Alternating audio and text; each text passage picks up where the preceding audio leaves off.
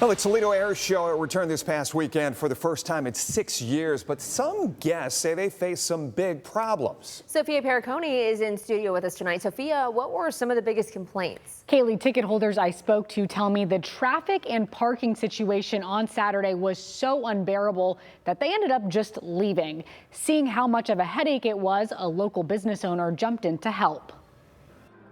What the Smith family expected from the Toledo Air Show. So we just thought this was going to be this marvelous opportunity to encourage our kids to just celebrate the whole weekend together. Isn't what Kathleen Smith got. We were watching cars that were ahead of us being turned around and they were saying there's no parking.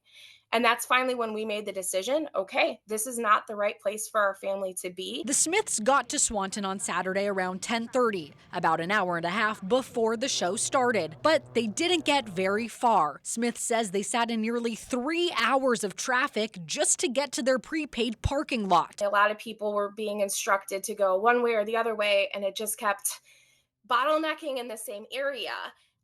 So our car, as well as other cars, were stuck on the highway for about 2 to 3 hours. She saw other cars getting turned around to different lots. We could see people that had families that were walking on the highway to get to the location. So eventually they turned around too, giving up tickets they bought months ago. After we had about 3.5 hours into this, we couldn't push our kids anymore. Seeing the miles-long backup, Scott Burns jumped into action. He owns a sign company, so his team quickly printed one, giving guests another option. I've seen miles and miles of traffic, and they were not moving. They were gridlocked. So I decided to open up my parking lot and then the parking lot next door, and we packed in like almost 200 cars. In a statement to WTOL 11, the Toledo Air Show said in part, quote, "The turnout on Saturday far exceeded expectations. With such an exceptional turnout, we recognize that some guests experienced traffic delays and parking challenges.